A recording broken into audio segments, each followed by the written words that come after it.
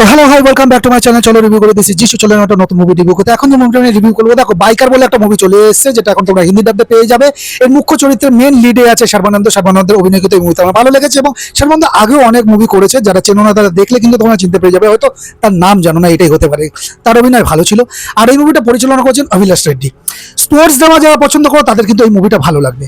আর এখানে এমন একটা স্পোর্টসকে দেখানো হচ্ছে যেটা কিন্তু ভারতে খুব একটা চল নেই। মোটোক্রস রেসিং বলে একটা স্পোর্টস এখানে দেখানো হচ্ছে, এবং সেটা কিন্তু খুব সুন্দরভাবে কিন্তু সে এক্সিকিউট করতে পেরেছে। ওভারঅল মুভিটা কেমন লাগলো তার এটা ছেটাকাটা করবো, তো চলো রিভিউ করি।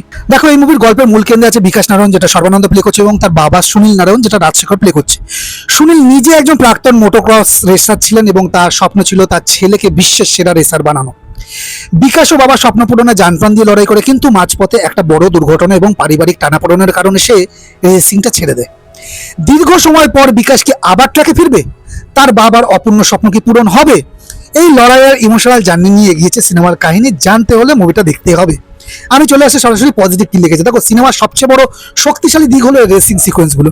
মোটোক্রস রেসিং যেভাবে শুট করা হয়েছে তা কিন্তু ভারতীয় সিনেমার মানদণ্ডে বেশ উন্নত। বিশেষ করে স্টান্ট এবং ড্রোন শটগুলো কিন্তু তোমাকে থ্রিল দেবে।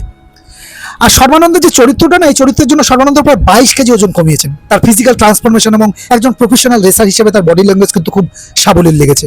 ডক্টর রাজশেখর এবং সর্বানন্দের মধ্যকার ইমোশনাল দৃশ্যগুলো কিন্তু সিনেমার প্রাণ বলবো। বাবার কঠোর শাসন এবং ছেলের সেই এক্সপেকটেশন পূরণের চাপ, এই কনফ্লিক্টটা সুন্দরভাবে কিন্তু ফুটিয়ে তোলা হয়েছে। আর সাউন্ড ডিজাইনের কথা কিন্তু বলতেই হবে। ইঞ্জিনের গর্জন আর মাটির ওপর টায়ারের ঘর্ষণের শব্দগুলো সাউন্ড সিস্টেমে দারুণ লেগেছে, যা কিন্তু তোমাকে একদম রেসিং ট্র্যাকের অনুভূতি দেবে। এবার চলে আসে কিন্তু নেগেটিভ দিকে। দেখো, আমার প্রথম যে নেগেটিভ লেগেছে সেটা হচ্ছে এর স্টোরিটা কিন্তু প্রচন্ড প্রেডিক্টেবল। স্পোর্টস ড্রামা হিসেবে গল্পটা বেশ চেনা ছকে বাঁধা। একজন হারানো খেলোয়াড়ের ফিরে আসা এবং শেষে জয়ী হওয়া, এই ফর্মুলা আমরা অনেক সিনেমাতে আগেও দেখেছি, তাই নতুন করে কোনো চমক কিন্তু এখানে কম। আর সিনেমার সেকেন্ড হাফে কিছু জায়গায় ড্রামা একটু বেশি লেংথ, একটু ড্র্যাগি বলে মনে হচ্ছে। বিশেষ করে রোম্যান্টিক সাব প্লটটা কিন্তু গল্পের মূল থিম বা পেসিংয়ে খুব একটা ভ্যালু অ্যাড করতে পারেনি। বেশিরভাগ রেসিং দৃশ্য প্র্যাকটিক্যাল মনে হলো, কিছু বড় স্টান্টে সিজিআই কাজ কিন্তু আটকাচা মনে হচ্ছে, যা অভিজ্ঞ অডিয়েন্স যারা আছে তাদের কিন্তু চোখে পড়বে বস।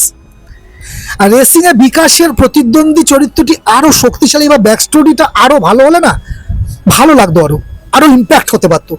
ভিলেনের মোটিভেশন খুব একটা জোরালো মনে হয়নি আমার। ফাইনাল বাটে যদি বাইকারকে দিই, সব মিলে বাইকার একটা সৎ প্রচেষ্টা বলবো। যারা কেবল অ্যাকশন বা মাসালা মুভি খুঁজছো তাদের কাছে কিছু অংশ বোরিং লাগতে পারে, কিন্তু যারা খেলাধুলা এবং পরিবারের গল্পের সংমিশ্রণ পছন্দ করে তাদের জন্য কিন্তু এটা অবশ্যই দেখার মতো একটা সিনেমা হবে। বিশেষ করে সর্বানন্দ অভিনয় এবং মোটোক্রসের রোমাঞ্চ উপভোগ করার জন্য একবার তুমি কিন্তু এটা ওয়ান টাইম ওয়াচ করে নিতেই পারো। আমি এই মুভিটাকে রেটিং করছি 3.25 আউট অফ 5। সো হ্যাঁ, that's my take on the movie. Subscribe, comment and stay tune. This is Jisshu, stay healthy, tata.